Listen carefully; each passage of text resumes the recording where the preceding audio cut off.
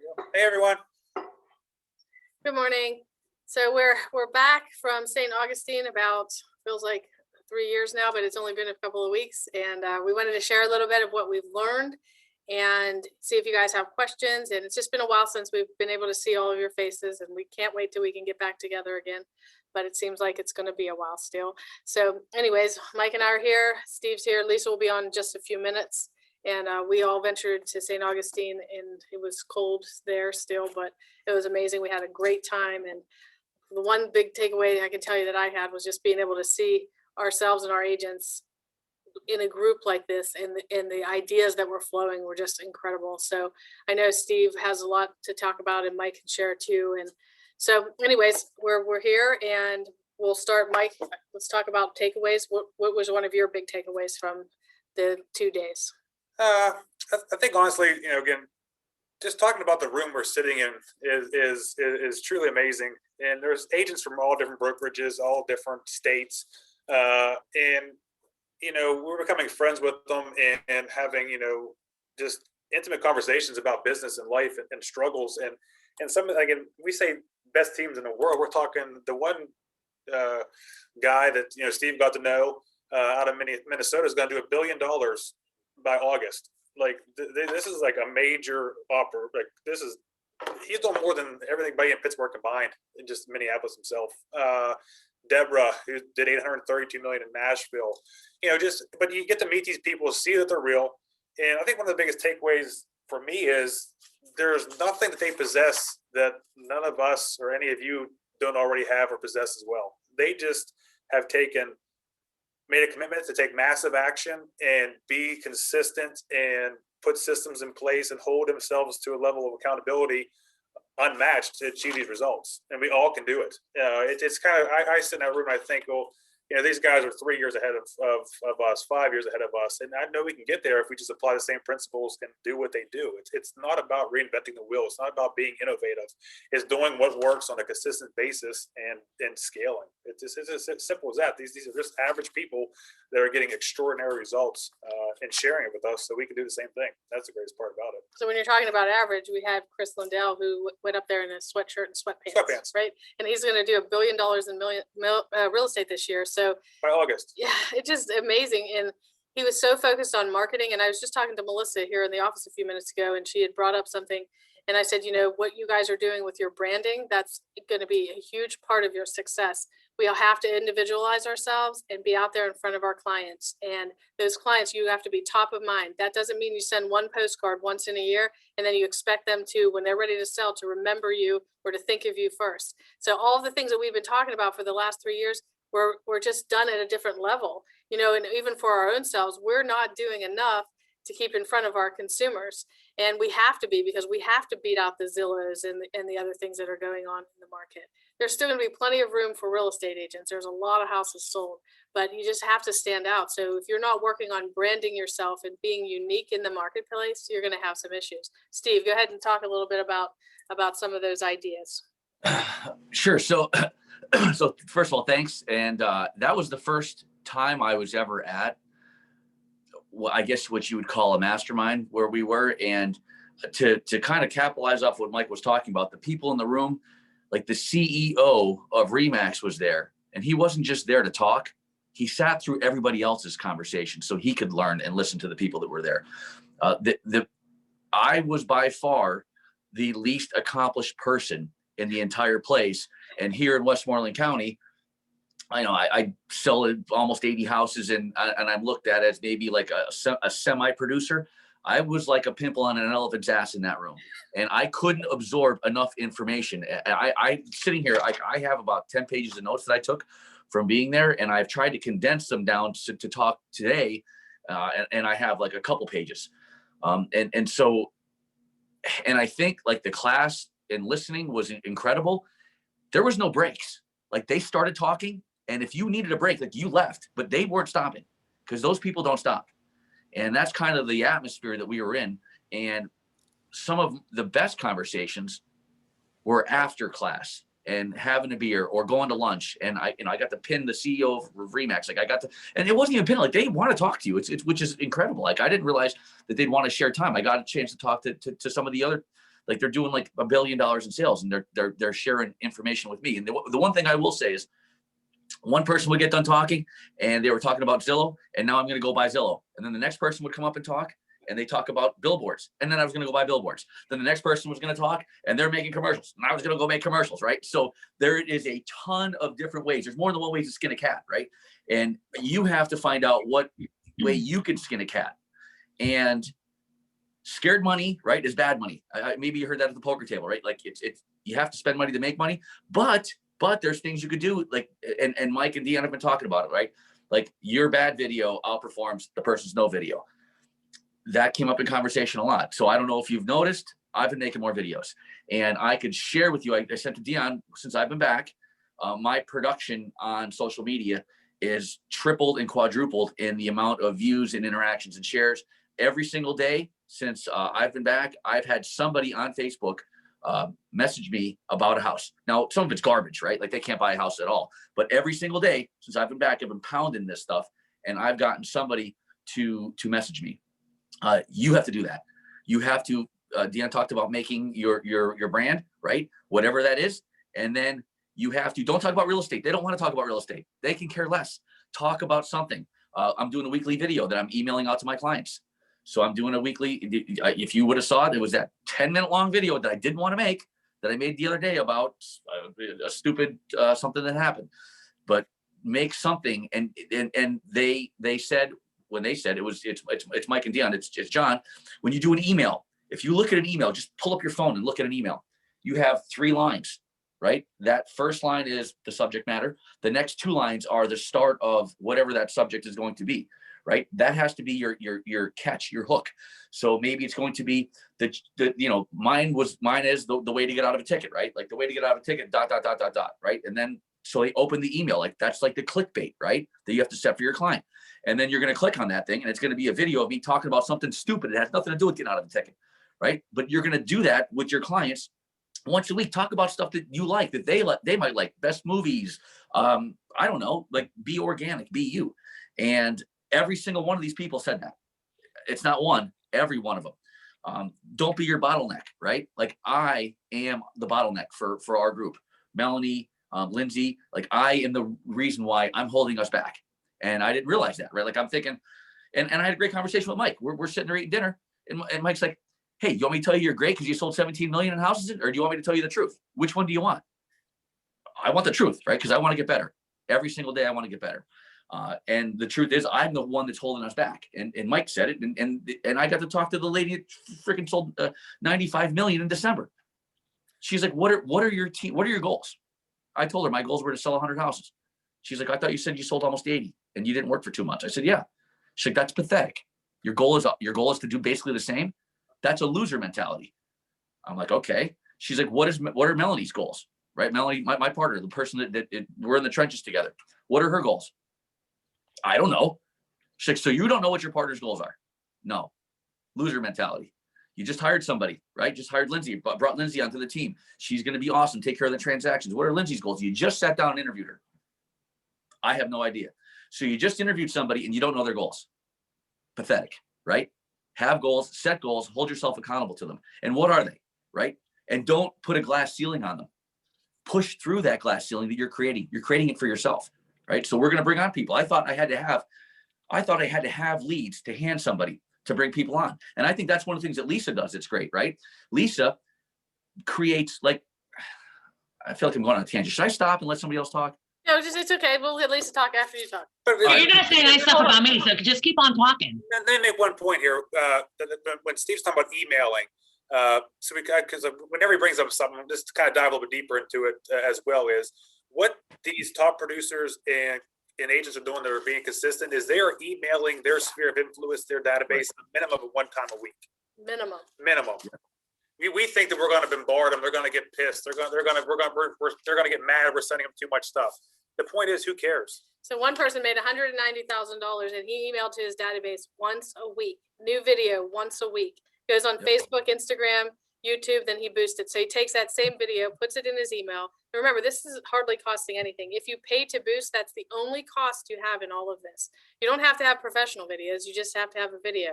So $190,000, he made from emailing to his database once a week and doing all of the other parts that go with it. Increased his gross commission income by $190,000 just by doing that to his existing database.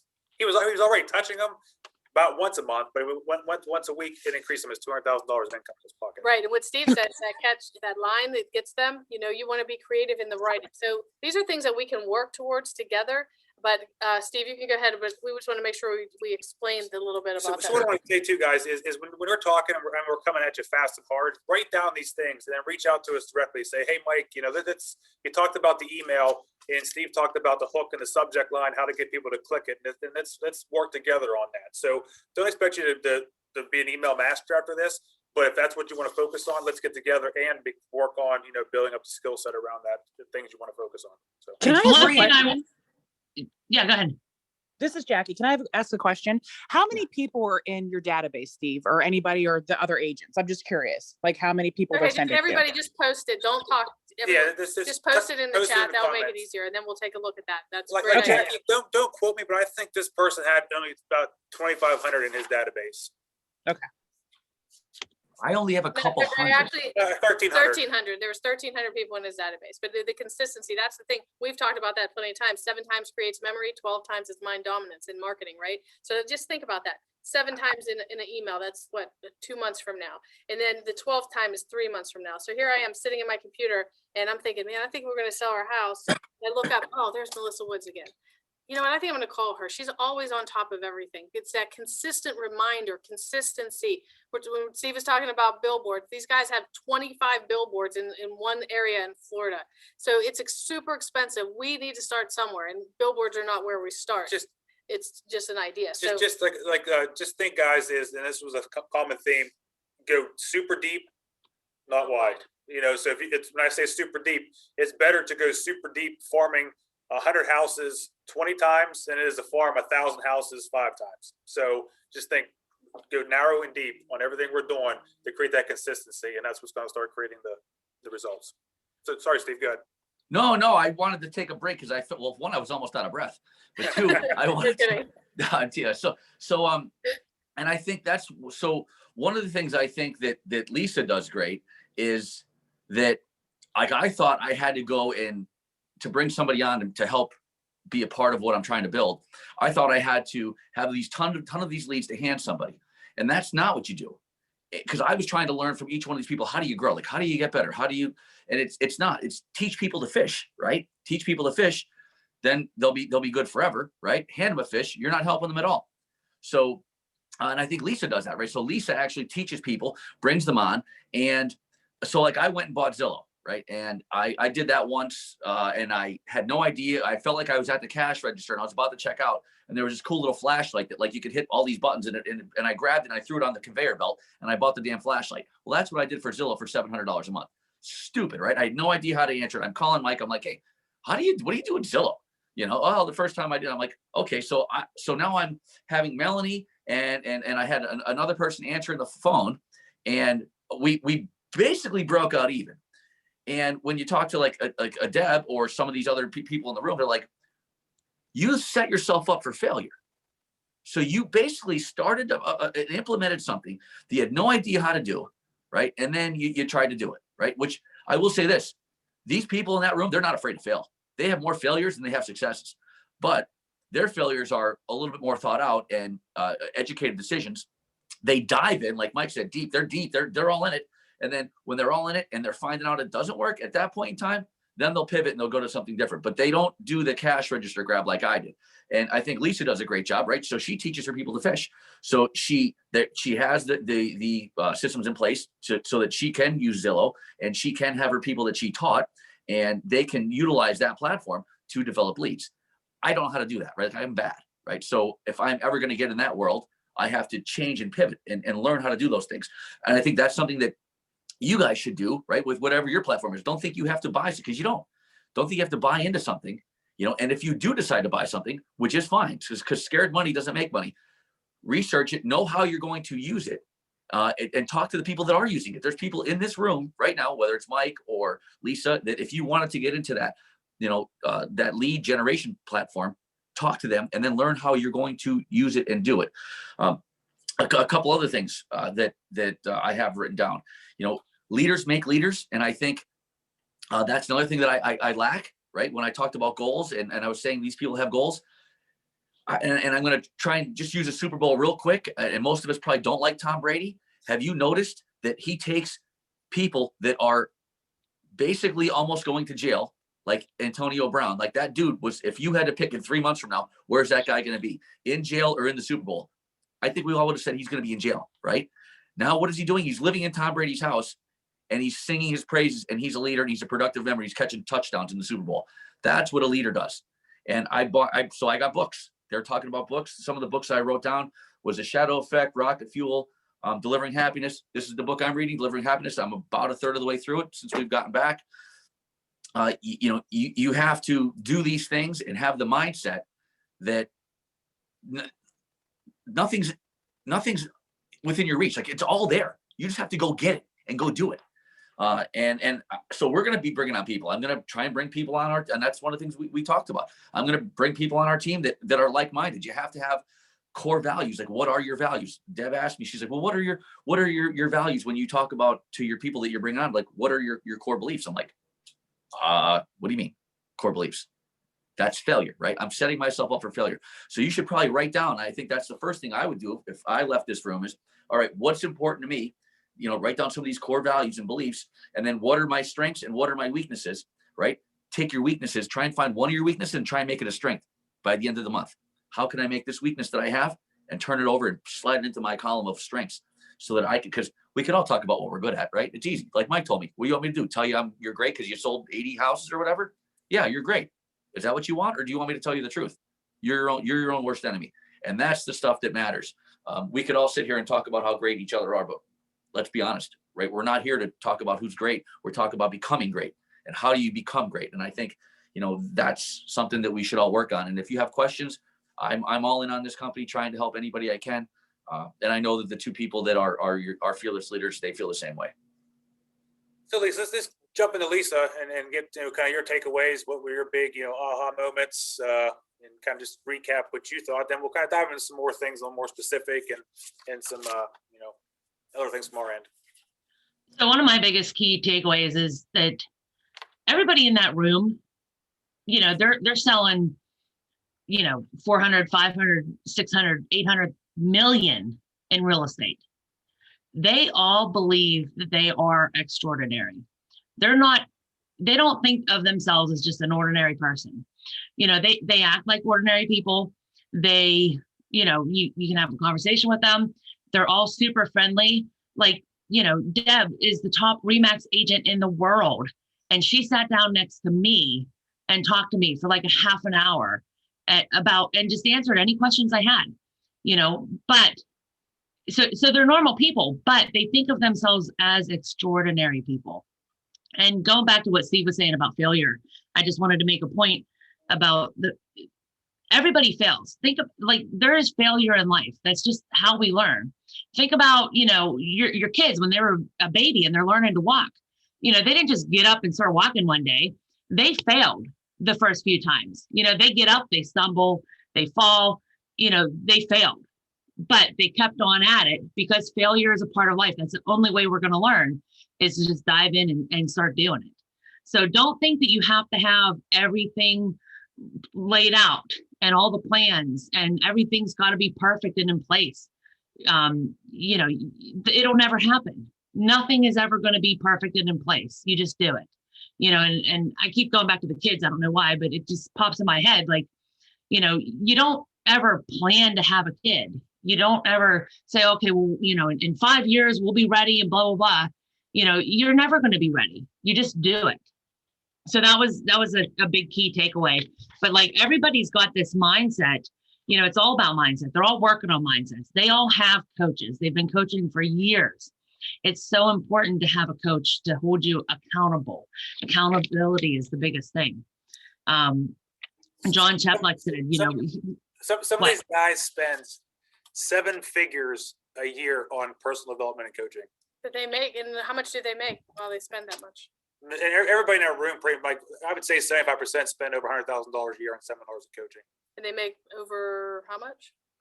over millions. Like they, you know, because they believe in it. And, you know, one thing I've been coached, and not to the degree they have by no means, but even in real estate, I've been 15 years. I've had a coach for 12 of the 15 years. And I can say my very best year in real estate, I had two coaches, one for mindset, and I had another one that was a direct real estate coach. And that's, we talked once a week, and it just made a huge difference. So any issues I had throughout the week, I would talk to him about it. We'd talk about marketing ideas. It was incredible. It was the best year. So now Mike and I we have Jeff Hancher, who we work with for sales strategies, and he's amazing. He's local. And then we work with John on everything else. And, you know, the fact that John is sitting there, he makes, how much do we figure? About $3 million a year, and he just coaches people. He sits there and takes what we say and what Deb says and what other people say, and he puts it together and he teaches. And it's he is so intelligent. And when he was on stage, Lisa, I mean, did he have a presence about him? Oh yeah. Yeah, he was. I mean, the guy was on drugs. He lived in his car. He was a total wreck. And he brought his life back to that. So there's no excuses out there. He had all of them. He had every excuse there was, and he changed his entire life. We're talking about this guy named DJ Delasella. He's in St. Augustine. He was actually in the same market. And I read some notes. 2018, he did 64 million, which is the highest amount any agent in the Pittsburgh market has ever done. 2018, he did 64. 2019, he did 120. 2020, he did 200 million. And this guy is total surfer dude. Like he's up on the stage with his head down. Like he's not like you'd think, this uber professional guy that's getting all this business. He's just like us. He's the same kind of guy. I mean, one of his visions is he leads with the heart. So if you kind of think about that and put that into your marketing ideas about how you can lead with your heart, just because you're not the owners of Realty One Group Gold Standards, you're the owner of your own company. It's like Me Incorporated. You own your own company. So lead with your heart to your consumers. They need that from you, especially in this crazy time of our life. Like Lisa was saying, you know, many of us, we're preparing to get prepared. We're always like getting prepared to take that step, and we're preparing for this, and we never take action.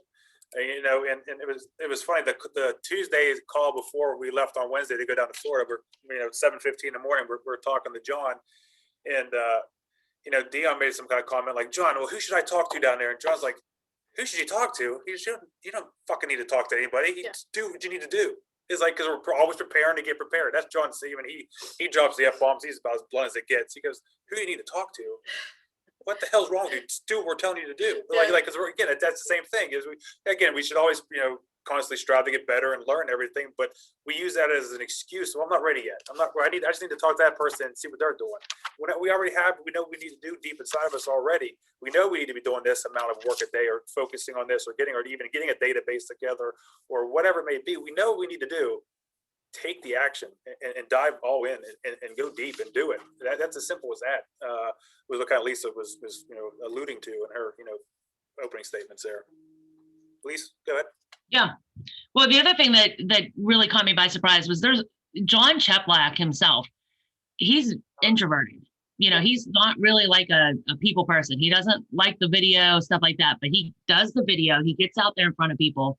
One thing that he said up there, which really struck me good. He said, my dreams are bigger than the stupid childhood drama. So he just doesn't focus on the anxiety that he's going to get when he's in front of the camera. He just has his end goals, his dreams in mind when he does it. And that motivates him to push through that anxiety and get out there on the video and do it. You guys are going to start seeing me do more videos. You all know me, I ain't a video girl, but every single one of these people, they're doing videos. Their videos are about adding value. So like Melissa Woods, I know she's done a lot of videos that add value. She doesn't sit there and talk about, stupid shit that people don't care about. Like, people come and they look at her videos because there's something of value there. And then she also genuinely shows that she cares about people. I mean, one of the biggest things that it said in here, so, I wrote a ton of notes down, be the source for info. They even said one as far as saying, if you're uncomfortable with video, then get trained. Get somebody that is going to train you how to do video. you know, and then you'll feel a little bit more comfortable in front of the video, doing video, you know, but communicate with the consumer, you know, always go the extra mile, but you want to have a relatable message. So to get your information as to what you want to talk about, then, you know, just start asking people when you're out and about, you know, with clients, potential buyers and stuff like that. Ask them, you know, say, so, you know, what are you listening to right now? Where are you getting your information from right now? What kind of stuff has been most helpful? You know, are you learning anything that's gonna, you know, that's really been, you know, helpful throughout this whole process? Because I guarantee you that these buyers, they're online, they're searching YouTube for videos about how do I buy a house? What's it mean whenever they order the appraisal? What, you know, what's this step mean? What's all involved in a title search? You know, okay, we did the inspections. Now what? How much can I ask for on the inspections? All these things, I guarantee you, your buyers, you've no idea. They're searching YouTube videos to find out where they're getting, you know, how to navigate through the process. You know, so think about that, ask them questions, you know, find out what's most important to them, and then start creating videos on it. And those videos will be out there forever for people to see all the time, you know, but you can also, you know, share them locally on Facebook, you know, use the local groups and things like that. Let's see, I took a ton of notes. Just one thing on videos before it slips my mind, guys, and sorry, Lise. Yeah. Is they talked about, you know, the consumers and people and what are they drawn to, and basically they're talking about the Kardashians and reality TV. And I was actually on Instagram last night just because I was curious. One of the Kardashian girls, she has 200 million followers on Instagram. I then went to Tom Brady, and I think Tom has 9 million followers. Tom Brady, the #1 quarterback of all time, has 9 million, and Kardashians have over 200 million followers on Instagram because it's people are curious about your life. It's reality TV. So what is our reality TV? It's Facebook Lives. People, your friends list, your sphere of influence, they want to know what we're doing on a daily basis. They're curious. People are naturally curious to look into people's lives. They just can't help it, you know. And they talked about Facebook Live, and one of the guys on Facebook Live, John, you know, challenged him to start doing Facebook Live once a week. He's up in Boston, did his first Facebook Live, and from that, it was over $5 million in production, people reaching out to him. And a little trick, if anybody has done a Facebook Live or haven't, if you go to your Facebook app on your phone, open it up like you're going to make a post, and you'll see right on there, it'll say live. Hit that button right now, and it'll show you how many people on your list are actually online right now. It'll say 400 people online, 500 people online, right now at this given moment of your friends. Right, and then test it throughout the day to see when most of your friends are on there. So even if you hit that, doesn't mean you're going live. It doesn't mean you're going live when you hit it. You're It just shows you how many people are live. So Dion hits it right now, and she has 523 people are online right now. But at 6 o'clock tonight, there may be 800. So you have to gauge your time of your people throughout the day and just watch it for a couple of days and see. Regardless, 500 people is still good. And the cool thing about Facebook, when you go live, they actually bring people outside of your friends list. The algorithms will pull people from the outside too. So you're not just going in front of your friends. Making videos are great, but the live videos are where Facebook, they love it. And Facebook loves it. Loves it. And you need to stay in there at least for how many minutes? So they say like at least 3+ minutes to be on live. Yeah. And John said he goes on live sometimes, just rambles on for 20 minutes just because people are constantly coming in and entering the room and seeing his name and just getting a tad bit of message here, or seeing his personality, or just anything. It's not, again, we get overly concerned with the content. It's about putting ourselves out there, showing that we're relatable, we're personable, we're vulnerable, you know, that people can trust us. You know, one Facebook Live a month is easy. Just do a market snapshot of the previous month, closed transaction, houses sold, houses listed. You know, people want to hear this. And, you know, they talked about like John's most opportune time, I think, is 7:30 in the morning. Most of his people are online, and it's 6:30 in the evening. Before 9 o'clock, people wake up for breakfast. What's the first thing you do to wake up? Grab your phone. You grab your phone. People are online between 7 and 7:30. Your Facebook, there's probably double the people online right now. That's when you need to go live, because nobody else is doing it, and you're going to land in front of those people. So Steve, you just did a Facebook Live at your open house, correct? Sold it, $2,500 less than asking price, and I was probably going to have a second offer, but I got them to take this one. How many views you have on that? I ended up with, that's a great question. I think I'd have to go look. I'll go back and look and I'll send it. But at the time when I did what you said about that, I had about 600 people at 10 o'clock in the morning on a Sunday that were going to be, that were on there that could have had access to that. And I know for a fact that the agent that wrote the offer said that her client had somebody write their name and they saw the inside of the house, thought it looked great, and they were going to go look at it. And that's the person that wrote the offer. I know I didn't get it. Like I didn't get the deal because they had an agent, but that was the carrot that got them into the house. Yeah. So Steve, how many friends do you have on Facebook?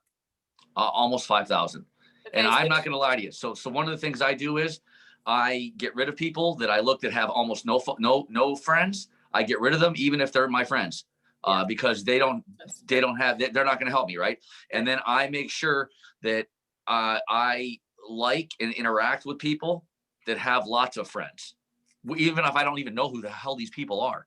You know, they'll post a picture of their dog and I'll just type in their comment like, oh, great pic of your dog, you know, whatever. So, cause I want my shit to show up on their stuff. And if they like it or whatever, cause they have 5,000 friends and I want them to like it and share. When we were there at St. Augustine, he posted a video and he had 2,200 views on it. And so by the time he got back, he'd already started the Facebook Live, you know, and it's amazing the difference. And, you know, we listen, you know, to all these people, what they say to do, and we don't do it. We listen, but we don't do it. So I did a video the other night. When we were away, we sang happy birthday to Lisa in the streets. And then we sang happy birthday. We went live with both of those and we had hundreds and hundreds of views of that. And it was so real and people love that. You don't just have to sit here at a desk and do it. And you just have to be you. Mike, what he said about the Kardashians is true. They make money just being themselves. And some people look at them like those people are crazy, but they still look at them. So anyways, go ahead, Steve and Lisa. Keep on. On the other side of your fear is success. Waiting. It's there for you. You just have to go get it. Right. And Steve, you're sideways. Yeah. I'm sideways in life. That's Okay, great. Sorry, we're like this. There you go. Is that better? Yep. I have my V8 juice. What do you want me to do? So the other thing that I had as a takeaway from what you're talking about when it comes to your success and your fears, like that was $4,000 something. That was like a $5,000 trip, right? I'm not the type of person that I'm going to spend $5,000 and not do stuff, right? Dion, she told me I do those 30 videos in 30 days or whatever the hell I did, right? And I didn't want to do it. I don't like doing the videos. I'm not going to lie to you. I can't stand it. It's annoying. I feel like in my brain, I should be making money when I'm making that stupid video. The video is making me money, right? And I get it now, right? I'm on board. When I was doing those 30 videos back in the pandemic, Dion's like, do the videos, do the stupid videos. And I didn't want to do it. It went on for like, I don't know, maybe 4 or 5 days. And she said something to me of, why did you come here? If you told me when we were sitting down before you came, that I think that she could help me grow. And she's telling me to do something and I'm not doing it. Well, I'm the bottleneck, right? So I did the stupid video. I'm saying stupid videos, but I did the videos. I got 6 clients from those 30 days of videos. So let's say the average sale is 200 grand, right? My average sale was actually like almost just say it's 200. Do the math, right? I picked up, $20,000 doing videos that took 5 to 10 minutes for 30 days. Like that's $20,000, right? And I think I went to this conference, right? We all went to the conference. We're all writing these notes. Lisa and I we didn't spend $4,000, $5,000 to go down there and not come back and do this shit. That's stupid. Right. Yeah. So that's why we have all these notes and that's why we came back. And so like you have the advantage of not spending the $5,000 that we spent, because we love you guys and we want you to succeed. We want everybody to succeed. Do this stuff. And if you have questions about it, Lisa's way better teacher than I'll ever be.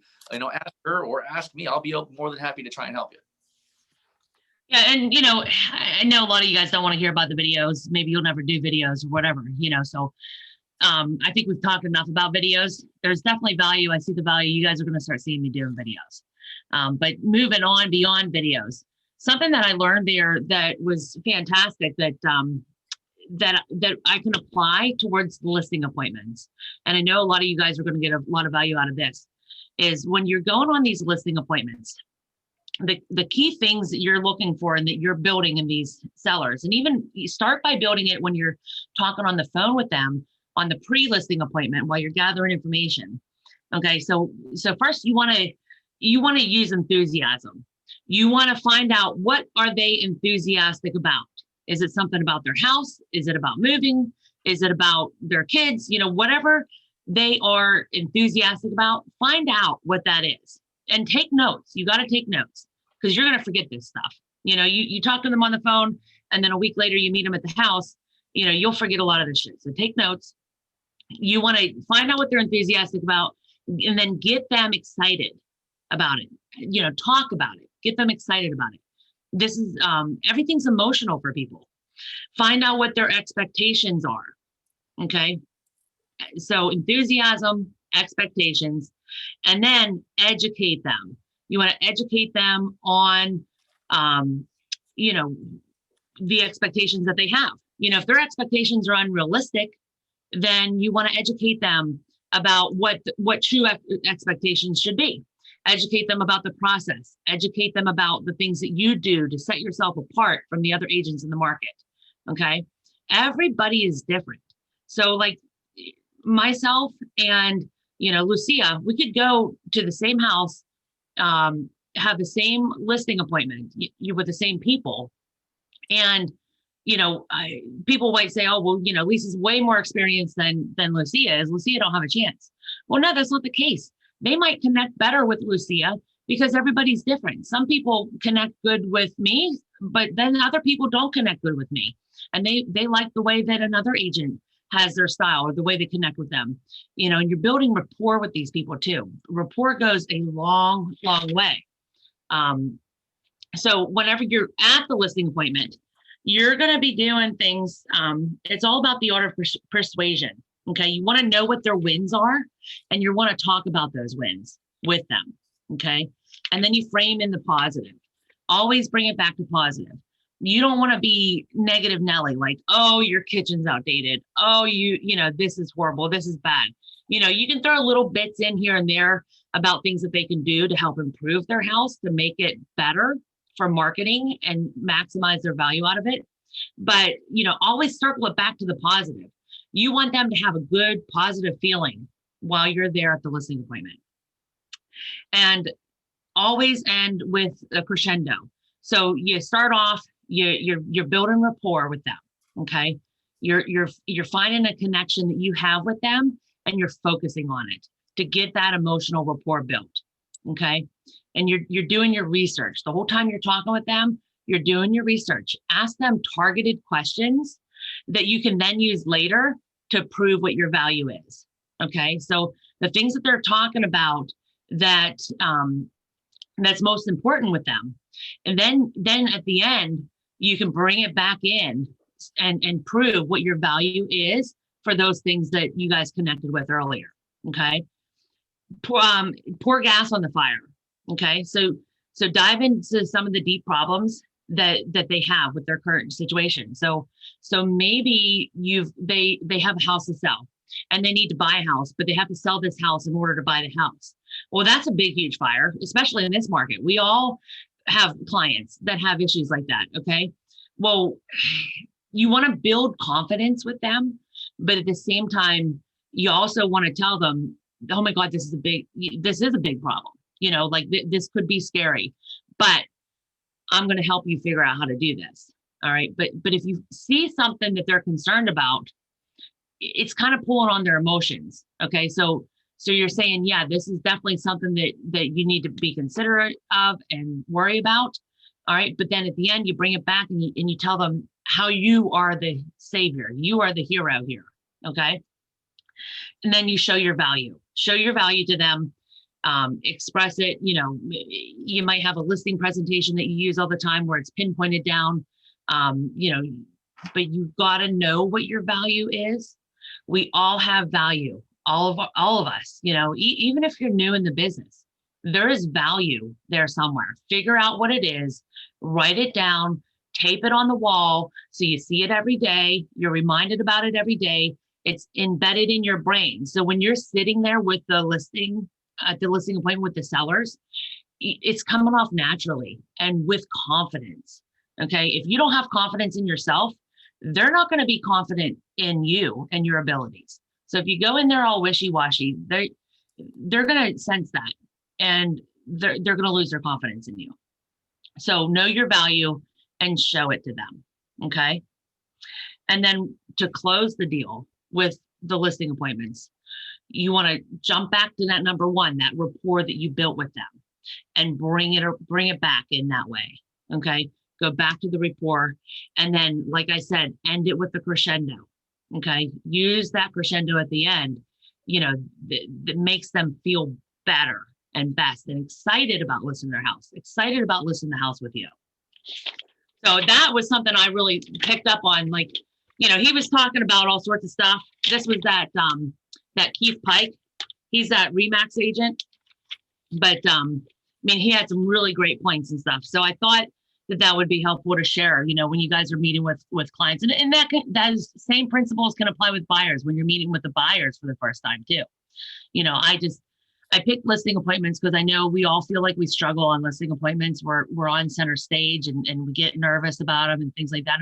I get nervous about them sometimes too. So, it's getting past that. Get past your freaking nerves. Like John said, your dreams are bigger than the stupid bullshit drama. Don't let that drama and that fear drive you. Just put it in a box. Get it out of your head. The way I get it out of my head is I focus on what I want. I focus on the dreams that I want. And that's how I kind of like get that anxiety out. So the more I focus on the things that I want, the more excited and I get about it. And the more things I'm going to do to drive myself to get what I want and do what I want. I got to hire a new admin, and I'm nervous about it. I'm not going to lie, I'm like, okay, well, what if they don't see the value in me, or, what if I totally flop, or I look nervous or whatever, I definitely want a good, strong admin. But I'm like, I can't focus on all this anxiety stuff that makes me nervous, because that's not going to get me anywhere. So I focus on the end game, the end goal, where I want to be. What's this admin going to do for me? So I went on, I posted the job ad out there on Indeed. I've got like 4 or 5 candidates already lined up. It's only been a day, which is fantastic. I've reached out to one of them already, have an interview set up, and I'm focusing on the end game. I'm getting all that stupid shit, that bullshit out of my head. So I'm not worried about it. I'm not overthinking things.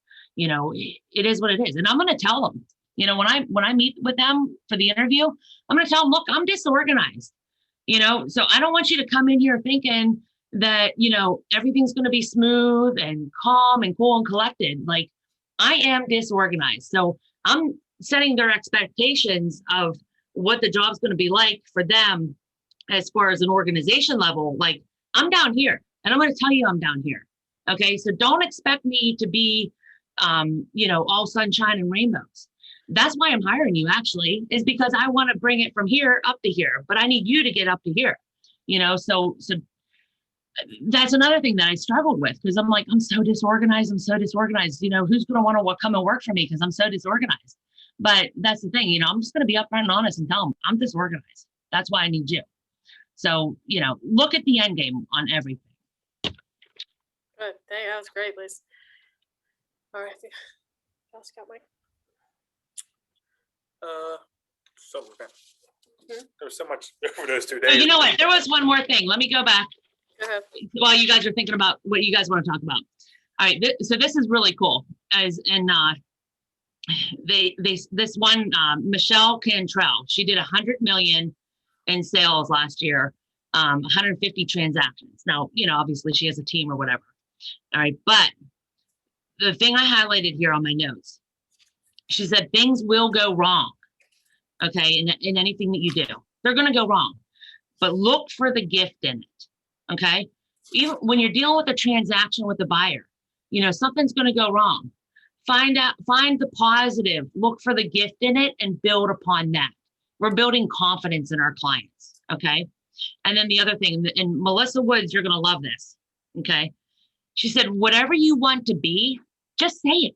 Okay. If you want to be the listing queen, but you've only listed 5 houses, you don't have to wait until you're listing 20 houses a month to be the listing queen. Just say you're the listing queen. Okay. Identify with it. So whatever you want to be, just say you're it. That's it. Okay. Don't wait until you think you're up here to do it. And that's exactly what you did, Melissa, right? I mean, you weren't really a listing queen, were you?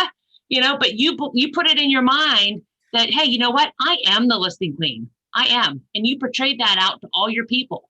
And look at all the business that you've done and how much you've grown since you started doing it. So that's the last thing I got for you. Yeah, that was really a good takeaway.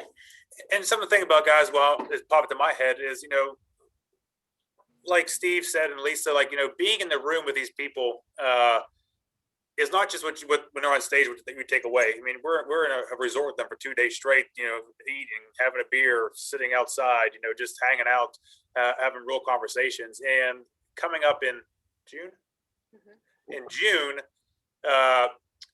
there's another mastermind that we could open up to you guys. It's going to be in Lake Tahoe. Actually, in November, I was with John, and there's about 12 or 15 of us went from Las Vegas to the mastermind. We flew to Tahoe to hike for a day. So I got to spend, you know, 12 hours on a mountain with, you know, like Deb Beagle and these, you know, the Brittany Pinos and the Keith Pikes. You know, we just hiking bullshit and having a good time, but just talking about business, life, struggles. So it's going to be a 2-day mastermind in June in Lake Tahoe with the same people. Deb will be there. I mean, the same crew goes every mastermind because they walk out with exponentially more knowledge and things they can implement, even though they're at the top of their game already. So I would highly encourage, you know, guys to think about the June trip. You know, it's going to be masterminding, it'll be hiking, it's going to be right on the lake. And if you're not a hiker, it's okay too. Yeah, you don't have to, because I'm not hiking, just so you know.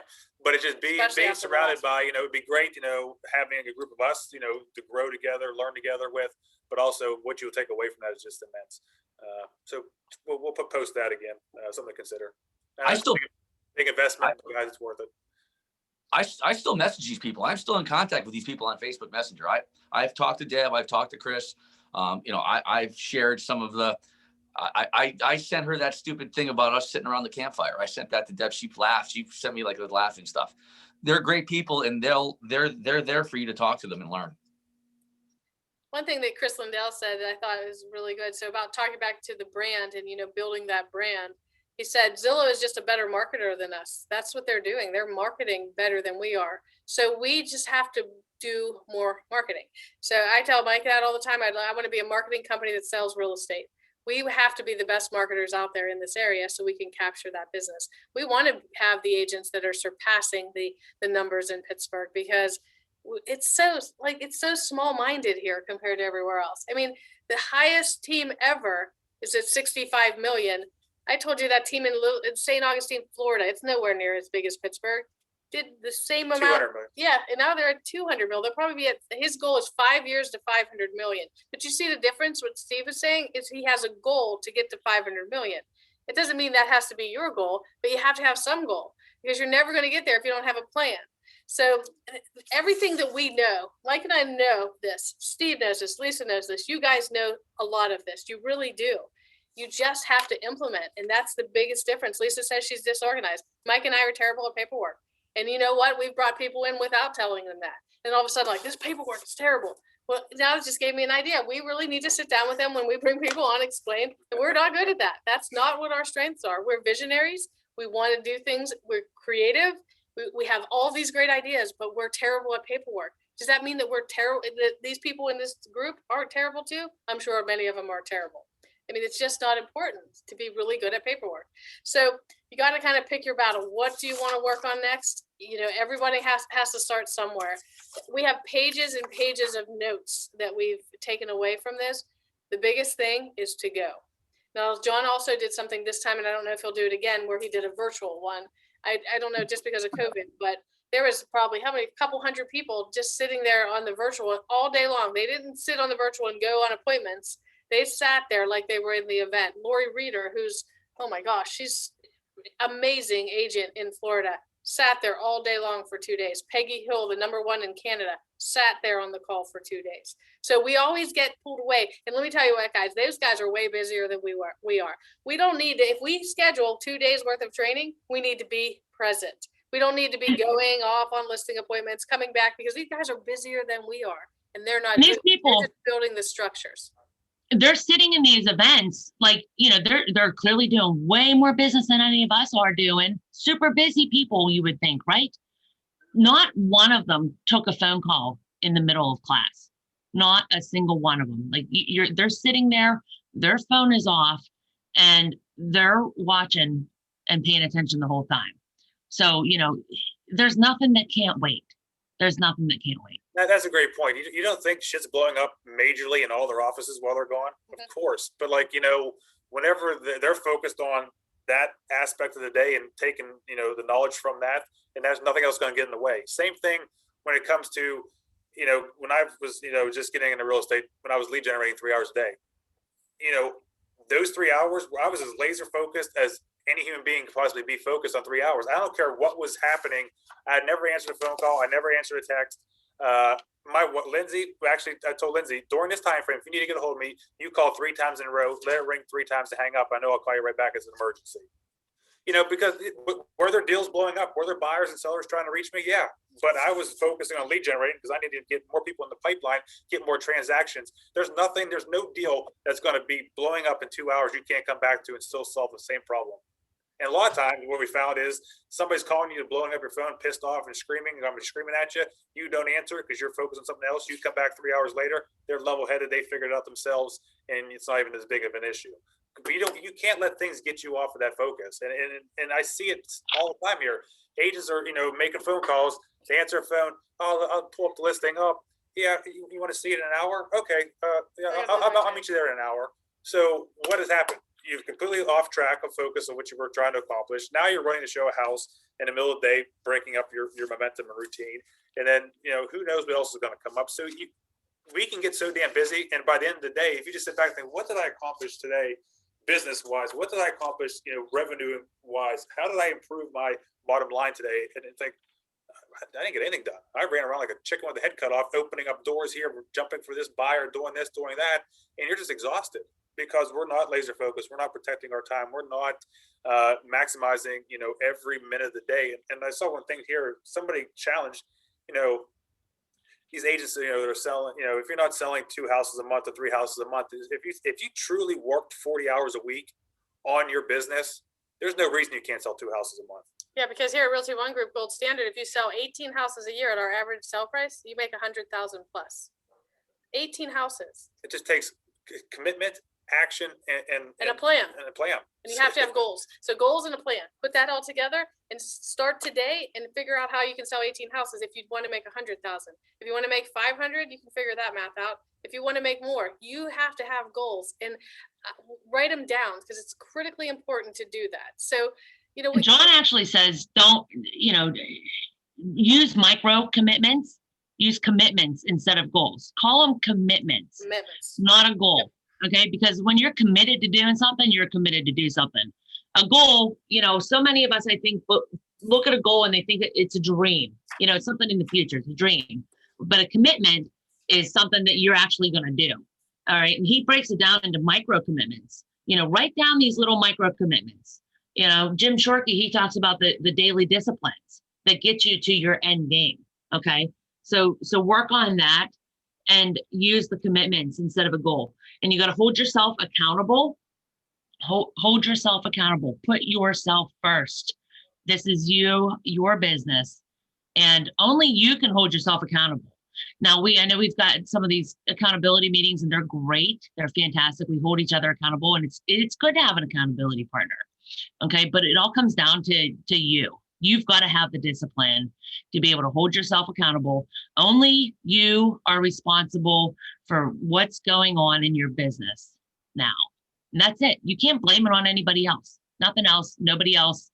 You know, some of the worst markets make the best agents. So only you are responsible for your actions.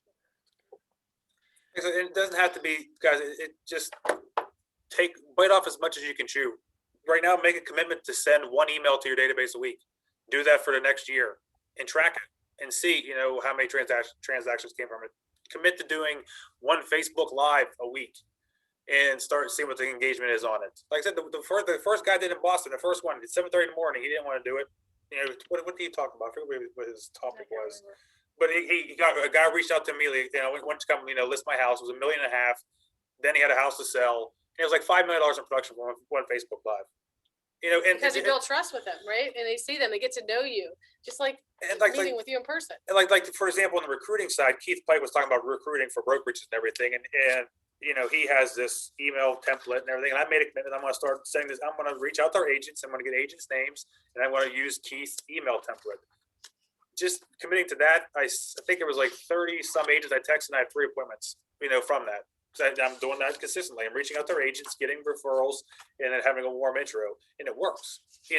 But like when I looked at it, here's my first mind popped in my mind when I saw it. That is one stupid ass text. That's never going to work. Yeah, well, isn't he like the #1 Remax recruiter in the whole United States? Yeah. I think that's a dumb text. But we think it's dumb. So, and I've done it numerous times in my career thinking, it's stupid. Like, same thing with John Cheplak's call script. I'm like, that is the dumbest ass call script. You know what? But if John says it works, I'm going to do this call script. And I set appointments.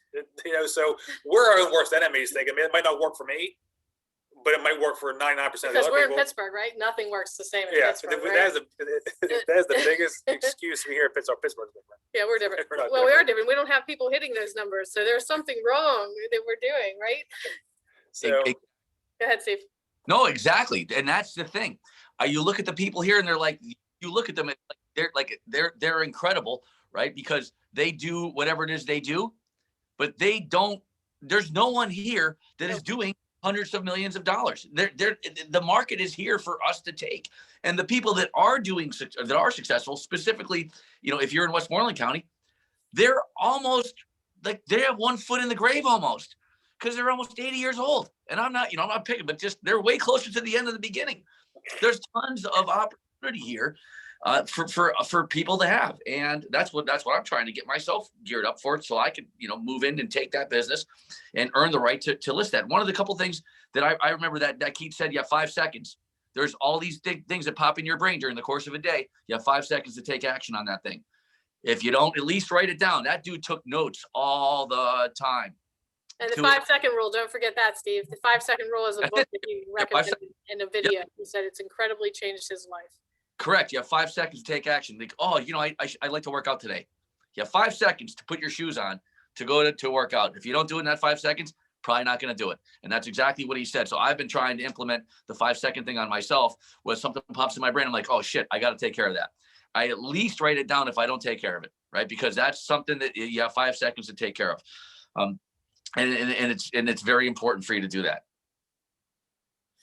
So for you guys that are out there struggling to get leads and to get clients out there, so just to put it in perspective, that Deb Beagle, the #1 Remax agent in the world, she spends $3 million a year in advertising and her marketing. Okay, $3 million. And she's probably only bringing in, because now she is a partner, so it's split. She's probably making, $5 million a year. Okay, so let's break it down. If you want to make $500,000 a year, then maybe you need to look at the bigger picture of marketing. That breaks down to $300,000 in marketing. Okay, it's crazy the amount of money that these people are spending in marketing. But that's where they're getting their leads. Okay. Some of them are doing Zillow, some are doing realtor.com, but the majority of them are spending their money in marketing. Okay. Marketing to their past clients, their sphere of influence, and marketing out there in front of everybody. Like, billboards, Facebook ads, some people, would do commercials, things like that. Well, this Deb, she did a commercial during Super Bowl. You know what I mean? But that's the scale she's at. Okay. Their average sales price, she's in Tennessee. What was it, Dion? Like almost 300,000. It was 390 average. 390 average sale price. Okay. So, you know, their bang's a lot bigger for their buck, but you know, we can scale that down. It's all percentages. Okay. So, I mean, I'm not saying don't go out there and do Super Bowl ads and stupid crap like that. Somebody in there said, and I thought this was interesting, and I don't know if I'd really quite abide by it or not, but he said, unless you're netting 7 figures, billboards is a waste. Now, I don't know so much about that. I think there is value in billboards. You know, y'all know I ain't Because netting we can 7 get them for, figures. I mean, they're also paying $3,000 to $5,000 for a billboard where we can do it here for $100 to $500. So, you know, Right. for visibility and getting your face and name out there, it's great. Are you going to get leads from people driving by? No, but everybody's going to see you if you put it in your town where you work, and they're going to see you. That there's many different facets to marketing. Yeah, The more people see you, the more rapport you're building with these people that you don't even know, because they see your face out there. They constantly get comfortable with you. You know, every time they see your face, it's building a recognition and a comfortability level with these people that you don't even know, but they know you. what these guys do, they just reiterate the same principle on a different scale. So like after Chris was talking, Steve was like, I'm buying a billboard tomorrow. Like then he's talking to Chris, and Chris like, don't go buy a billboard. If you're gonna buy a billboard, you better be able to buy 10 billboards. Right. It's going deep. They're going deep in with the billboards. It's not like a shotgun approach. I'll throw a billboard up here and One postcard. it's worthless. one email. That is when you blow money and waste money. You know what can we go deep on? And we don't. I don't have hundreds of thousands of dollars spent on marketing. I'm not making 7 figures to buy 25 billboards, but I can be on Facebook every single day. That's my billboard. I can be on Facebook Live, doesn't cost you anything. So then you start scaling up. Now I'm on Facebook every single day, getting in front of 5,000 people consistently on a weekly basis. Now I'm starting to get some transactions. Now I can start farming this HOA 300 houses every 2 weeks. I can get a postcard. And Melissa Woods proved it because she did it last year. And Melissa, how I know I can unmute yourself real quick, Melissa. You hit the unmute button. See it? Go ahead. Hit the unmute button. There you Okay, go. can you hear me? Yeah, so tell us a little, like, when you did all of those, when you were doing videos consistently, what was happening to your business? I mean, more people were definitely commenting, and I feel that I did, resonate with more people. I mean, I would walk into church and they'd be like, there you are, go with the gold, God bless your day. I mean, they were like, saying the things that I normally say on my videos, but I haven't really been doing, I did one yesterday, but I have a very hard time with content. Like, I always think nobody's going to want to hear me. That's the mindset. That's your mindset doing that. It is. The Kardashians, they have no content. It's just watching their stupid asses do what they do on a daily basis, and they have hundreds of millions of people. People just want to know you and just look into your life. We get way too hung up on content. Success is on the other side of fear. Yeah. Don't be afraid of repeating yourself and doing things, over and over again, because there's some people that are going to see one video and they won't see the next video.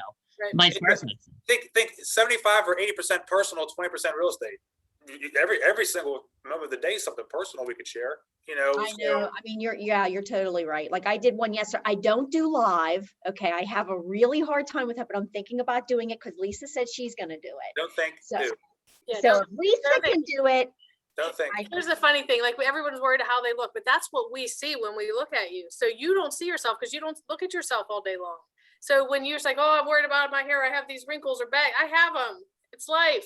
But that's what Mike sees when he looks at me. But when I look in the mirror, I may not see it the same way. So I think, oh my God, people don't pay attention to all those little issues that we have. And that's why people are tuning into the lives, because they want to see. They want to see the real Melissa. They want to see the real person. They want to realize, man, her life is just as crazy as mine. It's the people cannot help but check out lives. I watch lives.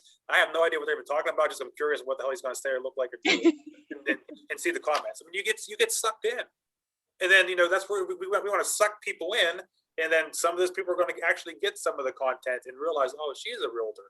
Oh, she is this. I'm going to become friend her on Facebook. It just Or constantly she building has that kids, audience. or she has pets that, they just, like you do when you go in and build rapport, you're just building rapport with your audience. Let me tell you, and I see it. Lindsay doesn't even know any of these principles, but something's ingrained innately in her that she is doing these on her own. And for example, she is building rapport on social media she loves Peloton. Her dream is to be, work for Peloton, do something with Peloton, but she also, has her wine business. So if you go on,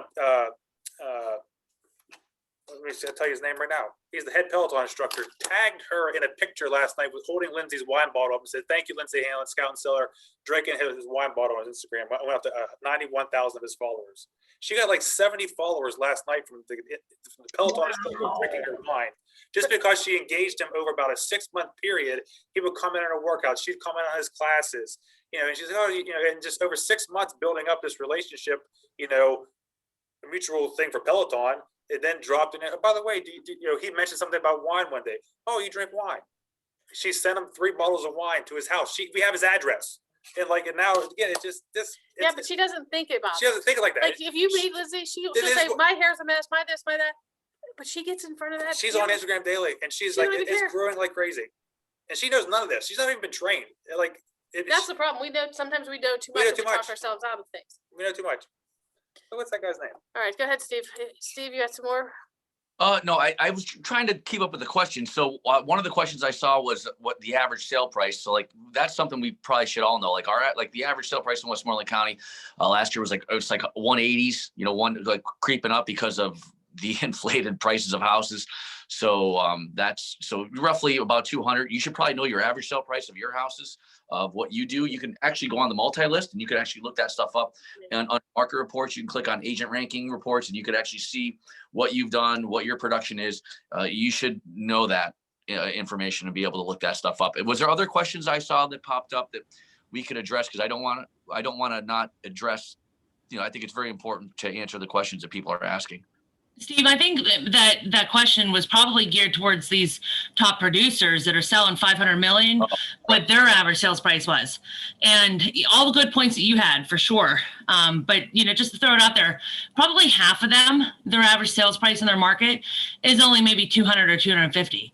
So I mean, it's not different than ours. Minneapolis, Minnesota. Yeah, who moves to Minneapolis? He's going to sell $1 billion in Minneapolis. We know what happened in Minneapolis with the riots. They almost burnt down the whole damn city, and his business increased exponentially. Because you know what? He doubled down on giving back to the community. He wore the shirt that says "Be generous." He came from the heart. He is known around town of helping people. He's completely switched over to now diving into the community, being a resource to help through the troubles. And just adapt. Yeah, so he went from 60 agents during COVID to 240 in the same 9 months. Well, the city's burning down around him. Yeah. So we can't. Anybody have excuses for the business that suck? Yeah. How much worse could it be? Minneapolis, Minnesota. I'll find out exactly what that average sell price is for you guys, and then I'll let you know. But yeah, so some of them are bigger, but even Deb Beagle. So look at the perspective of her company. She has 165 agents. We have 161. They closed 800 million with an average sell price of 390. So they're double our average sell price. So that means they should have maybe closed, we closed 305. They should have closed 600. They closed an additional 200 plus million with the same amount of people. So we can't make that excuse. We can't say, oh, they have 600,000 average sell price. No, they don't. They would have, it just doesn't make sense. So average sell price is great. We have a good competitive average sell price now in Pittsburgh. We're no longer 120,000. Like there's areas in the Mon Valley and in other areas that may be 100,000 average. You have to work harder. There's some people that close 25 deals to make that 100,000 instead of 18. So you got to just get your path. How much do you want to make? And let's have a path to how we get there. Yeah, Brittany Pino in Louisiana, average sell price. Average sell price, I think 175,000. And she'll make $1 million next year. Single agent by herself with one admin in Louisiana. So they're lower average sell price than us. She's by herself, has her own agency. She doesn't have a brand even above her. She's just a Brittany Pino agency or something. She was a Remax franchise owner, left Remax, went out on her own, has one admin. So single mother, her husband walked out on her, cheated on her. If anybody has excuses not to succeed or throw in the towel, it was her. She just doubled down on systems, on video. She's a video Oh my queen gosh. in Louisiana, and she'll make $1 million next year. What's wrong with that? Yeah, not too bad. These people aren't exceptional. They just take action. They They take have massive issues like action, we all do. They have stuff. and they stop getting ready to get ready. They just do it. Yeah. Most of the shit video is going to outperform, Gary's non-video all day long. That's all you got to think about. You're horrible live. People are going to see you're real. People are going to say, oh, she isn't perfect. I can relate to that because nobody's perfect. These polished agents out there in these videos look so polished. You think people are reaching out to them directly and everything? Heck no. They're like, oh, that person's too good for me. That person ain't going to work with me. Just like that, the pretty girl that no guy ever asked out, right?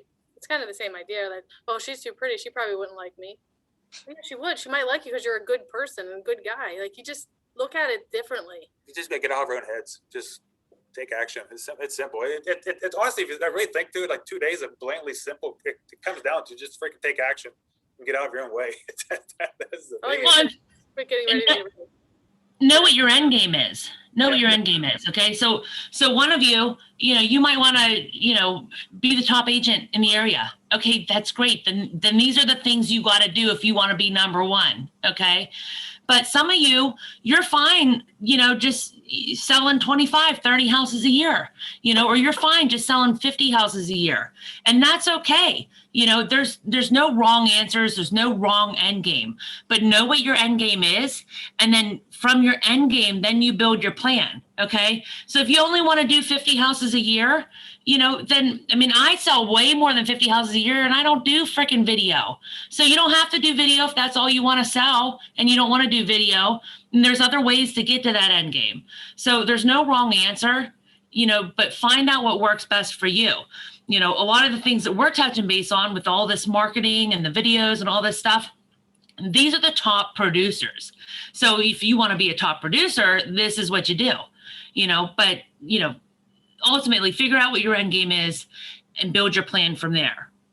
Or that guys, if you just want to be part-time and sell 10 houses a year just because you want to make enough income to do X, Y, Z, but imagine you can do those 10 houses so much more consistently and effortlessly and less stress by having a plan to get to that 10 instead of just, kind of just a shotgun approach, getting 10 transactions, scrambling all around like crazy.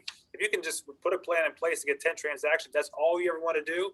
But say you can work 50% less and hit that. That could be an ultimate goal, for you. But you got to take a plan and you got to, figure out how you're going to get there and double down what's working. That's the problem is things start to work, we take our foot off the gas, we try something different. It's just human nature. And think about how many times you've done it. Oh, this is working great. I'm touching my database. I'm getting referrals. You know what? Then I just stop and I'm this shiny object over here. I'm going to spend $800 on this for 5 months and get jack shit out of it. We do it all the time. And we look back like, what were we thinking? Yeah, the one thing that they all had in common was consistency. I wrote it down in big capital letters on my notes. They are all consistent. They find what works for them because it's not the same across the board, like Steve said. And they're consistent with it. They stick with it. You've got to be consistent. If you're doing mailers and emails and video, you're not going to see results right away. Know that now. That's okay. So as long as you understand and know, you're not going to see results right now, but it's the end game. It's consistency. The consistency after time is going to bring you those results. So like Mike said, don't give up on it because you worked on it for a month or 3 months and it didn't get you what you wanted. That's not how this works. It's a long-term thing.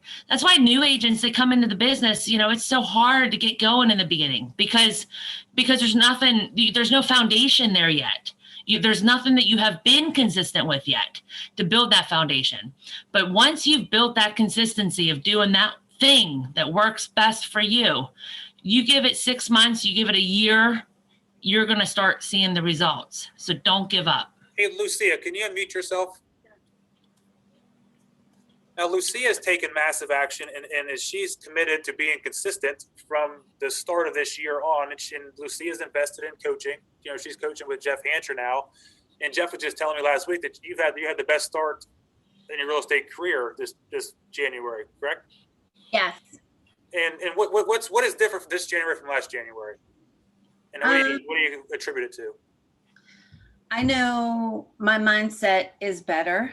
I'm in a better place, personally. And working with Jeff coaching, I mean, he's on me. He's got me doing things that I wouldn't normally do.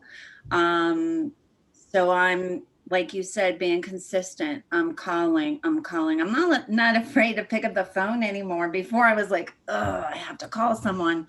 Now I look forward to getting up. And if I don't make so many calls a day, then I'm kind of disappointed in myself. But yeah, I mean, I want to be like all the rest of you, I want to be debt free in 2 years. I've got my goals set. So I'm just being, I'm sitting here right now going through everybody that I've been in touch with, either texting them, calling them, writing them cards. And what kind of text are you doing? I'm doing some video texting. Yep. Yes. And Lucia was one of the most uncomfortable people on camera when we First 6 months ago. You dreaded the thought. Yeah, I remember when she started out, she had her makeup and her hair all done day 1, day 2, day 3. And then by day 4, she's like, I'm just going to be who I am. And then she just got into it, and it's changed. So we didn't tell her anything about this meeting. Everything she just said was exactly what we're learning. It's not a magic pill. And it's not going to happen overnight. We don't expect anybody to start video today and feel comfortable at it. It's very uncomfortable. But any goal, anything worth achieving is on the other side of being uncomfortable and fear. So you got to push through if you ever want to achieve anything. Or if you don't, you're always going to be where you are. And you just accept it, that's fine. But if you're on here for a reason because you guys don't want to accept that. So you have to learn to be uncomfortable. And again, like Lucia said, she used to be afraid to pick up the phone. Now she looks forward to it. There's this switch that happens, and until you work through and bust through that, and that innately changes in you, it's hard to explain. But like you do get that feeling. I'm pissed now. I just lost opportunity because I let myself down. The fear's gone, and now you're just holding yourself accountable. And until you experience it, it's hard to describe. But it's so free. Steve, I have to say this because I remember the first day. At the end of the day, you're like, I still haven't got the exact system or the magic pill. Like, what is it? Can you explain how that feeling was when you were there? Because I know you felt it, and you're like, said all the time. What is it? What is it? Yeah, no, and so like I am not gonna lie to you. Like I'm not afraid to go up and talk to somebody, right? So like I was literally trying to like talk to each person, like I don't understand, like what's next, because I don't know what's next. And I didn't know what was next when I went from 2 million to 5 million, and from 5 million to 10 million, and then from 10 million to I don't know, like how do I get next? And the one thing I realized was the problem was me, right? And these people are like, there isn't a system to say that you have to do this. It doesn't exist, right? Like you have to find what works for you. Focus on that. Like Mike said, go deep and just plow through it. And you know what works for me is when I went from not selling a house for 8 months, wondering what the fuck did I get? Well, what did I get myself into? Right? Like I'm out $2,000, $3,000 into this real estate campaign. I sold my first house. They took $700 some away from me, and I got a check for $800. Like I wanted to cry. I'm like, this is bad, right? Like, what is and you know what works for me? I take every single conversation and I turn it into real estate. You cannot catch me at the grocery store, in my office, at the barracks. I don't care where it's at. You cannot talk to me for 30 seconds without real estate coming up. It does not happen. I won't let it happen. I will flip the conversation into real estate at some point in time, somehow, some way. And everybody around me hates it. My friends, my spouse, whatever. Like, it doesn't matter. I am going to make you talk to me about real estate. And at some point in time, I'm going to talk to you about, hey, are you going to sell your house? Where do you live? Can I sell your house? Do you have somebody? Like, I do that to people. I did it last night to the entire bar that I was at, going to get a gift card. I had every single person in that bar because I was joking around with them. I'm like, actually, I'm going to sell your house. I have her house ready to sell. And you have a townhouse. I know you have a townhouse, Linda. I said, I have a buyer for your townhouse. And I did that in front of the entire bar as I bought a gift card for my client that has a closing today. I turn every conversation into real estate, and it's free, and it doesn't cost a video. But yes, back to what Mike was saying. Like, I'm sitting there, like I walked out, I'm like, all I know is I'm failing, right? And I don't know, and I still don't know the recipe to make the soup. And when it was all over, I realized it's my job to make the soup, right? They gave me ingredients. I got to put the ingredients in there that work for me and just really hard at those ingredients to make the soup as delicious as Steve Lamani can make his soup. And I don't have the skill set that Lisa Jackson has, for her soup. I don't have some of those same skills that she has. So like her soup's going to be different, but in the end, right, there's still this production of 70, 80, 100 houses. And that's how I went from selling no houses to selling, like I did 5 million. I was like, wow, I did 5 million. Like I got this, like I can do it now. And 5 million turned into 7.5, and you could do that too. I would say that it is free to turn conversation into real estate. Annoy every single person around you and watch how you do it to them. I love it. I'm like, within a sentence or two, I'm going to completely flip this around and talk to them about their house and how I'm going to sell it. And no one else is going to sell it. Me, I'm going to sell it. Next time we're watching the news, we're going to see Steve Lamani at 5 o'clock news talking about this accident on the turnpike. And then next thing you know, it's going to be all about real estate. Yeah, because I'm going to get them a handicap accessible house now because their legs don't work. That's right.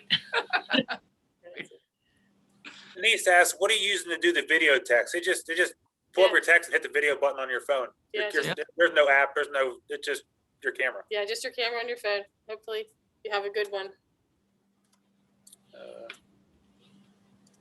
Somebody just trying to scroll down through here and see if there are any questions I missed. So does anyone have any other questions that they did not put into the chat? The 5-second rule author, I can't. I have it here. Hold on, just give me a second. Yeah, Keith is actually in the book. They talk Mel about Robbins. Mel Robbins. It's a lady. And she also has it on TED Talk. She has a good TED Talk video about the 5-second rule.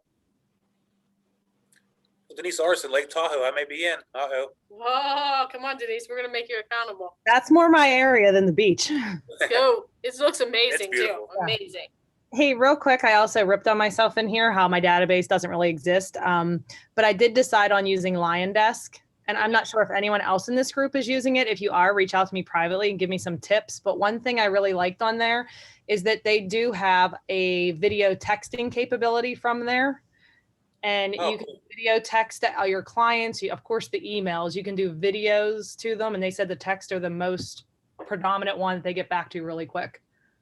Hey, guys, on leads too, guys, what a couple of the mega agents down there do, they have all of their team video texting leads. And the conversion rate and response rate is exponentially higher than a call or even a regular text. So a new lead comes in. The first thing a lot of these teams are doing is they're saying, hey, this is Mike Hanlon, the Hanlon Malice team. I saw you're looking at 123 Main Street. Just want to let you know I'm here for you. How can I help you in your real estate needs? Blah, blah, blah.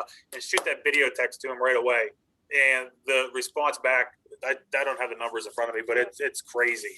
So you wonder why all these leads suck or this lead sucks. Hit them with a video text and see if you can, engage them, because people are so much more engaging on those. It has transformed some of these teams. Simple thing is having her agent video text. And Lucia's seeing it. Lucia's having the most successful January of her career. And that's a major component. Yeah. Anybody that wants to know how to use your database to get clients, call Denise, because Denise is an expert at that. Denise is really, really good at touching her database. Thanks, Steve. You mean all my Excel spreadsheets that are like 10 of them? Yeah, honestly, guys, Whatever works. every single deal I made last year, except for maybe 2 or 3, so I think I did 58, was a past client, friend, family referral. They're all warm. And I just realized that half of the people, like my mom was only marketing to probably 20% of it because she hand selected who we shouldn't market to. So I'm really excited to see everything you guys are sharing today and what Lion Desk is going to do for the end of this year. So. And Denise, to put that into perspective, the leads, or your past client sphere of influence, how much money would you say that you guys are investing in mailers, whatever it is you're doing to stay in touch with your past clients? How much money do you think you're spending? Honestly, less than $1,000, and we brought in $330 last year gross. Amazing. That's it. Huge. Wow, that's a great. Like she is, but you have to understand, my mom is amazing. She sent all the kids little Wendy's gift tags yesterday. She sends them all their birthdays. She'll send birthday cards. Like she still does stuff old school that warms their hearts. But then I also had someone I met 15 years ago with Ryan Homes that they said if they ever sold a home, there's a situation, they just kind of came back to me, and I ran into them at their yard sale one day. Mhm. So, So it's that constant contact, staying in touch with them and constantly reminding them that you're still here. Okay. And that's fantastic for the agents that maybe are newer, that don't have that past client database. Y'all have a sphere of influence. Y'all have friends and family, neighbors in the area that you could make into your database. So, and if maybe you don't have, maybe you're new to the area. Okay. You don't have the friends and family that live here, but you can pick a neighborhood and make that neighborhood your sphere of influence, your database, and constantly just be putting it out there. I mean, Denise has us back, all these past clients. She's been in the business for, several years. So that's fantastic. But when she first started mailing out to her database, I can almost guarantee you, she wasn't really getting anything from it until several months to a year after she started doing it. And that was the instance with me as well too. So consistency, you got to stick with it, but you've got to form your database, get your sphere of influence, constantly be sending stuff out to these people. Yeah, Lisa. And the one thing that I will say that I guess I can compliment myself on is I am 100% real with my clients. I engage with them. I make sure they feel special about themselves, but they reciprocate that. But one thing my mom has me do that I always do, like we always send a personal letter, like, hey, it's been a great year. I touch base on like all of my kids. I make jokes in my letter, but it goes out once a year and they get it. Or I'll send like just something personable. Like, I just feel like that has been totally lost in this industry, and it's all about the next deal. And I just really try to make sure that everyone feels important and they know me on a personable level. Right. You're reaching out to them, as, from your heart. So they're not feeling like you're just spamming them with junk mail. Like, oh, I sold all these houses and blah, blah, blah, blah, blah. Like, they don't want to see that. They want to see you in your life.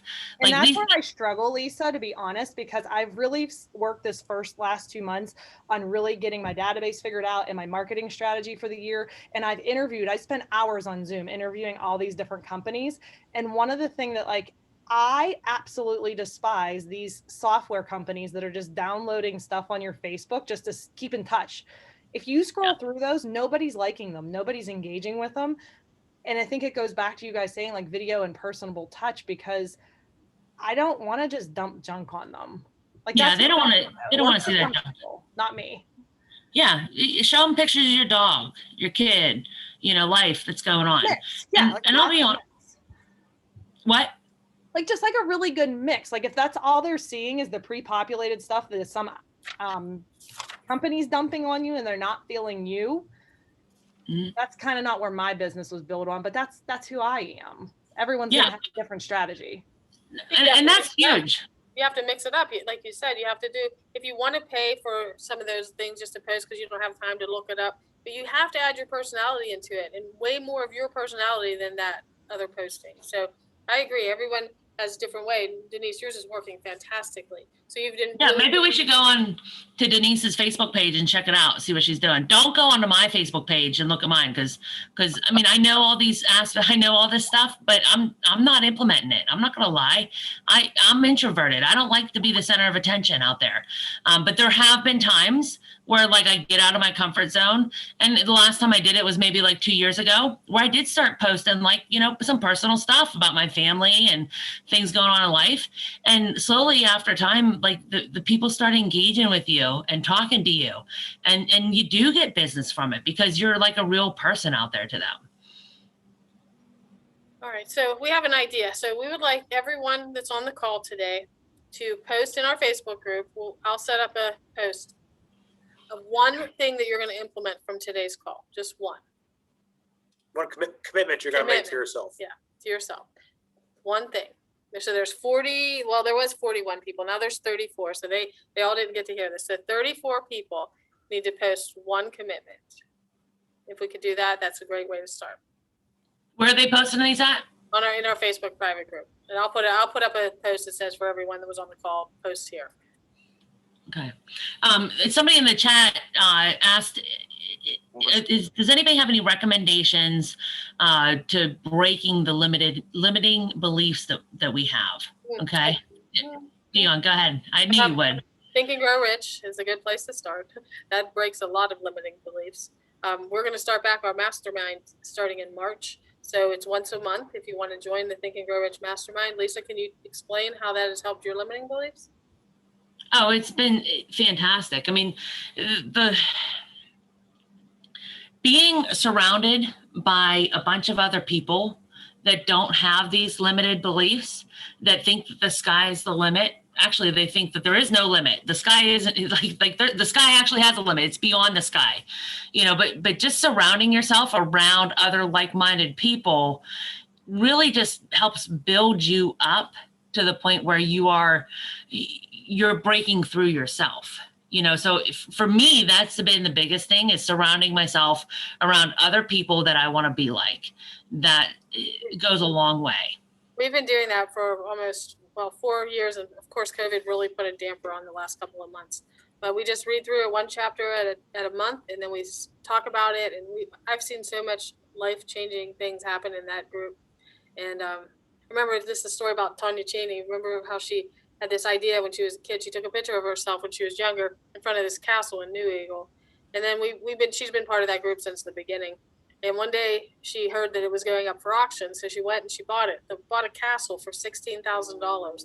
Like, it was in her head. She knew someday she was going to have it. She visualized herself in it. So there's a lot of things you can do. I mean, I have limiting beliefs, guys. I came from a pretty crappy background. Steve and I, we share and laugh about our growing up. I didn't have a lot, but I had a lot of love. And so the takeaway from that is it's not all about things. So sometimes it gets back and it creeps up on me, and I think, oh, I don't deserve this. I don't deserve to be successful. Well, yes, I do. And then so what happens is, and I reach out to those people that are in that group with me, and they help me get my mind back on. So it really does help to have other people we've all been on our asses. We know how it feels. We don't want any of you not to succeed. That's the biggest thing about why we did this, is so we can help as many people be successful as we can. That's all we want. Of course, do we want to be successful? Heck yeah, it's fine that we are, right? If we help other people, we'll be successful. But at the end of the day, that's what Mike and I want more than anything. So that's why we do this stuff. And how many? I was thinking about the other day when I made that video. How many people are going? Owners of company were there other than Remax. I mean, the owner of Remax, the CEO of Remax, is sitting in that room with all of us who are agents or team leaders or owners of companies. He doesn't have to do that. He's not there to talk about Remax. Like, literally before the conference started, I'm in the hallway. Just I think it was standing with Steve, maybe. No, I was standing with one of the other guys, and he comes up and he comes, hey, I'm Adam. I'm like, no shit, you're Adam. I'm like, sorry, I'm not aware of your Remax, your CEO of Remax. We know who you are. But he's just kind of like, hey, where are you from? Just talking. And we started bullshitting about snow in Denver, for about 10 minutes about weather and skiing and stuff. Nothing about Remax, nothing about real estate. He's there because it's not just all real estate and how to take your business next level. It's personal development. There was a couple in there that the husband had a breakthrough, and literally they had to drag him out of his room to get him there. Yeah, they were late, and he was mad because he didn't want to be there. He's like, I don't know why you did this, and then he didn't even know how much he paid for it until after we got downstairs, and he was mad. He did not want to be there. But I'll tell you what, at the end of it, his life changed. It's nothing to do with his business. And he was on a call with me on Sunday night. I just couldn't believe his facial expressions have changed. He is so into it. He was sick. He wasn't feeling well. So his energy's back. He's super excited. He said, now I understand why you do this and why you do this so much, because being around these people is life-changing, because they all believe in themselves. Lisa said they think what did you say the word? They think they're extraordinary. They think so why don't you all think you're extraordinary? You gotta surround yourself with these people, the guys. It energizes you. We've been back since, and me and Dion have been on this high, and getting this more done, and taking steps that we've been putting off that are now in motion, and it's just taking action. So limiting beliefs, how you get over those is small victories. Taking small actionable steps, get a victory under your belt and build on it. Do one of the things like Lucia. Lucia dreaded calls, but she making calls and she got a victory when somebody responded and it turned into a client or a transaction. And that momentum, that positive reinforcement, allowed her to break through more. And now it's becoming a daily habit and something she won't turn back from. So before, she told herself, I can't make calls. But when you make a call, when you get a response and you get a victory, that's how you kind of get over them. It's not easy, but you got to just keep doing it. You have to believe that you deserve it. Yeah. Yeah. Get that stuck in your head because Where's you Melissa- all deserve it. Melissa Sprigel on here? Melissa, are you on here? Sprigel? Can you Yeah, she's unmute? on there. Okay. I'm here. Okay. So, hey, You're laying down. So Melissa Sprigel. So Oh. Melissa's been a part of our Think and Grow Rich Mastermind for the entire time, pretty much. Yeah. Just tell me a little bit about your shift there. So honestly, it really is amazing. When I started, I was just a housewife. I had 4 kids. I just started just on the side, Rodan and Fields. That was like my first venture. I hadn't worked in over 11 years. And I really went there. I knew nothing, not one thing about it. I went there just to meet people. And the whole process just changed my thought process to where I really push out all of the negative. Like I just remember one of the things that always sticks with me, that our brain can only hold so much. And if it's full of negative thoughts, that's what you're going to think. You got to push that out and keep the positive thoughts in there. So, and like Lisa said, whenever I do, everything's a learning experience and you do have bad things, but I really do try and learn from it. And I try and find the positive to get me going to the next level. So we all have stuff, guys. And we all have excuses. I've had more than my share. But every day we just keep getting better and better. We have to work on us first. Yeah, I can't encourage enough, guys. Pull the trigger, come to Tahoe. I mean, you'll Use your leave credit cards. Do you'll leave whatever you have to transformed. do to do it.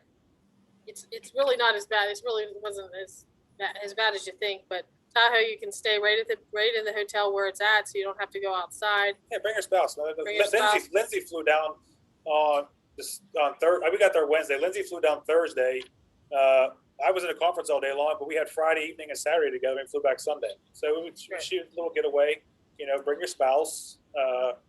She didn't attend the conference, but she was there. She got to enjoy the resort. I mean, it's going to be summer in Tahoe. There's a billion things your spouse could do. While you're learning from the rest of the world. So, any other questions, guys? Thoughts, comments? Final words, anything? We appreciate you all taking the time to jump on here with us, and you're here for a reason. That just shows us that you guys are hungry. You guys have goals. You want to make changes. You want to improve, and that's what we're here for. Reach out to us. Let us know how we can work with you, help you. And that's like Dion said. That's why we did this crazy thing. Crazy. So crazy. all right, guys. All right, see you guys. Thank you. Bye. Bye. See ya.